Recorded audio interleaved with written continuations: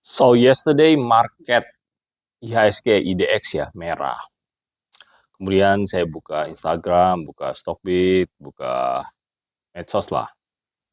Para master-masternya IDX pada liburan. Ada yang ke Singapura, ada yang ke Bali, ada yang bilang market merah, jadi nggak bisa ngapa-ngapain. Itulah IDX, IHSG, full of what can kasarnya manipulation. Di pump, dump, pump, dump, pump, dump. Kita nggak tahu market kapan naik, kapan. Menurut saya cuma 30% predictable loh. Very very tricky lah. In the other word, very tricky.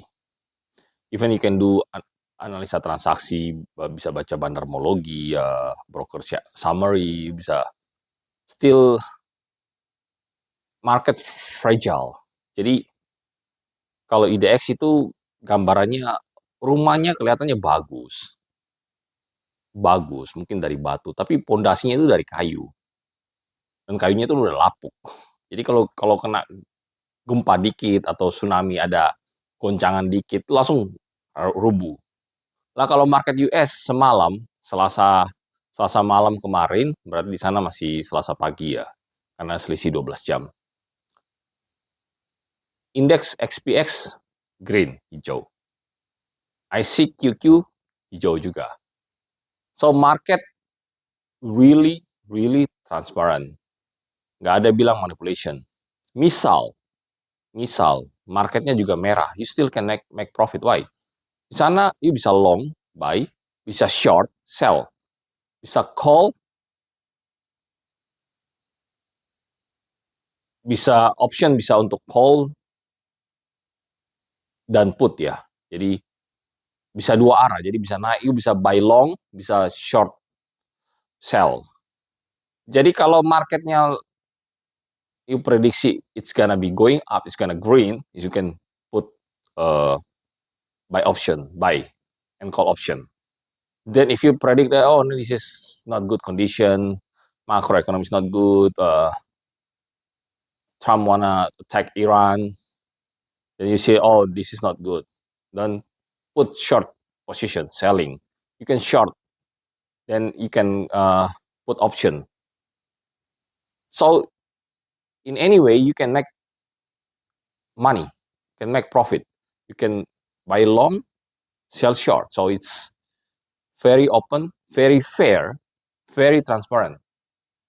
Nggak bisa bilang market merah nih, gua libur, nggak ada opportunity, karena kalau di Indonesia kan cuma boleh satu position, long position, cuma bisa buy, nggak bisa sell. Sana you can be two position. Jadi market itu dinamik banget dan very cair banget. Oh ya, one point lagi, liquidity. Indonesia kalau uang lu udah gede, puluhan M, mungkin ratusan M, lu masuk satu emiten, itu masuknya bisa, mungkin bisa, keluarnya nggak bisa. Kenapa? Nggak ada liquidity. Makanya itu yang kenapa kasusnya MSCI free float. Karena free floatnya itu cuma 7,5%. Itu 7,5% pun itu kalau ada 10 pemegang saham, yang 9 itu nomini. 9 nomini itu pemilik, tapi dititipin A, B, C, D temannya, saudaranya, karyawannya, koleganya. Jadi yang benar-benar liquid itu cuma satu. Yang benar-benar yang real itu, jadi kalau bilang 7,5% mungkin cuma 0,7 atau 1% aja ya benar-benar free floatnya. Sisanya itu dimiliki sama emiten. Jadi full of manipulation. Liquidity-nya kecil. That's why MSCI merasa dicurangi. Kongo jual, naik, masuk MSCI, dananya passive fund, beli. Setelah itu exit. Yang rugi, yang untung lokal sama emitennya, retail dan smart money lokal. Yang rugi passive fund-nya US. Makanya udah di warning 6 bulan lalu, setahun lalu, sampai akhirnya di bom nuklir, karena masalah liquidity, transparansi, tidak honest. While di US, you cannot do that. It's very strict. Isinya tuh udah ada aturan. Kalau ketahuan insider trading, you can be jailed.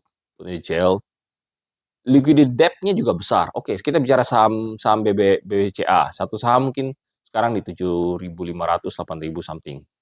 Down-nya di 6.000.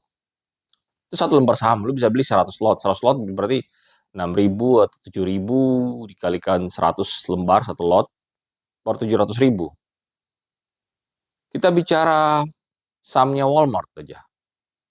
Di sekarang di 120.000, 120 dolar something. 120 dolar itu kalikan 16.000 itu sekitar 2,5 juta. Jadi satu lembar saham aja sudah 2,5 juta. Sedangkan di BBCA, top number one-nya Indonesia, BBCA itu satu lot 100 lembar saham baru 600.000. 600.000 itu BBCA loh ya. Bukan kita bicara saham-saham yang kayak Ayam, Pada, IMPC, Petro atau Bufa yang mungkin di kisaran ya 500 ke bawah atau 1.000 ke bawah. Itu lebih lebih lebih shallow lagi market liquidity-nya, very very shallow gitu. Bisa masuk, nggak bisa masuk uang besar lah, uang kecil aja bisa masuk. US kita bicara Walmart itu bukan yang big cap itu, maksudnya ya standar aja lah. Kalau di US nggak besar banget, nggak kecil banget lah. Itu satu lembar sahamnya itu udah 2,5 juta. Lu bandingin dengan 6.000-nya BCA, 7.000-nya BCA, so berapa kali lipat tuh. Satu lembar 2,5 bagi 7.000 ya. Coba saya kalkulator. 2,5 bagi 7.000. 357 kali lipat. So, you can imagine market liquidity-nya, depth-nya itu, kalau bilang kita di Indonesia itu permainannya lu main di kali, di sungai lah, sungai, tapi yang kali mungkin kalau di Surabaya nih kali di dekat delta itu loh, yang mungkin ya airnya cuma sampai selutut kamu aja, kali yang warna-warna coklat itu loh, sungai lah, bisa bicarakan sungai lah, yang ya kali lah atau kolam lah. Kalau kolam renang, kolamnya anak-anak yang dalamnya cuma ya 30-40 cm depth-nya. Di US itu 354 kali, itu pun saham biasa. Jadi kalau di Indonesia sekalinya itu kolamnya itu 1 meter, di US itu berarti depth-nya itu 350 kali. Very dalam banget itu, setinggi mungkin Liberty State tuh masih lebih tinggi ya. Petronas Tower juga masih lebih tinggi, 350. Jadi it's very depth. You masukin misalnya 10T pun ke dalam saham US ya, yang kita bicara misalnya Walmart itu, ya 10T kan nggak sampai 1 billion, cuma like 600 million something US dollar. Itu nggak terlalu ngefek, nggak bilang marketnya tiba-tiba masuk nggak bisa keluar. Masuk, mau 10T masuk, keluar juga besok 5 menit kemudian juga bisa, karena market depth-nya itu besar sekali. Jadi untuk memanipulasi market, memanipulasi stok saham itu di US itu almost 0.000%. Karena untuk gerakin saham, kalau di Indonesia gerakin saham misalnya lu punya 10, 20M atau 100M, lu bisa gerakin goreng jadi penggoreng saham. Jadi bandarnya di Indonesia, lu goreng saham-saham yang di bawah 500 atau di bawah 1.000 itu udah bisa. Kalau di US, lu 10T mau goreng pun nggak bisa goreng. Karena lu punya 10T, ada yang lebih gede dari kamu pun masih belum bisa goreng. Karena marketnya istilahnya kalau di US, di Indonesia itu kali, sungai yang warna kuning coklat-coklat itu, di US itu marketnya itu kayak di Samudra Pasifik, which is kedalamannya itu sampai 10 kilometer ke dalam laut gitu loh. So deep, so big. You pour all the money. Investor di US itu bukan dari US aja, dari US, dari Jepang, dari AU, United Arab, China, Taiwan, you say it, you name it, all the world pour the money to US market. So the pool is so big, so huge. It's like Indian Ocean. So whatever you put, still there. You just a drop in that ocean. Jadi you mau in out gampang. Kemudian yang paling penting perbandingannya, lu nggak bisa dimanipulasi karena market terlalu gede. Partisipannya tuh udah puluhan ribu, ratusan ribu investor. Mungkin bahkan jutaan investor. Di Indonesia itu controlled by one emiten, pemilik emiten dan smart money. Jadi kalau di Indonesia mungkin ya pemainnya ya 1, 2, 3 orang gitu aja. Di US nggak bisa dikontrol, dia nggak bisa dipermainkan, nggak bisa dimanipulasi sehingga market benar-benar fair, benar-benar pure sehingga you analisa itu, oh ini naik, ini naik. Kalau di Indonesia you analisa ini naik secara fundamental, secara data keuangan apa segala macam.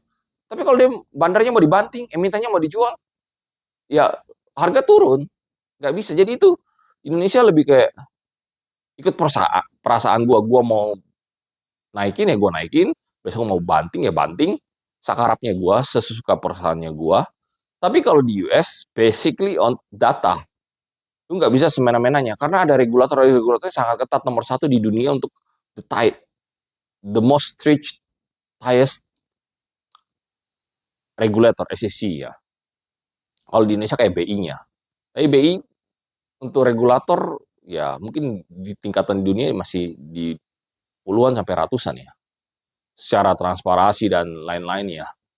Karena market kita belum mature. Sana market US sudah sangat mature, sudah conditionnya udah perfect, 99, 98% lah udah mature banget. Di Indonesia mungkin only 5% yang total investor. Saham yang investability ya mungkin di bawah 10% ya.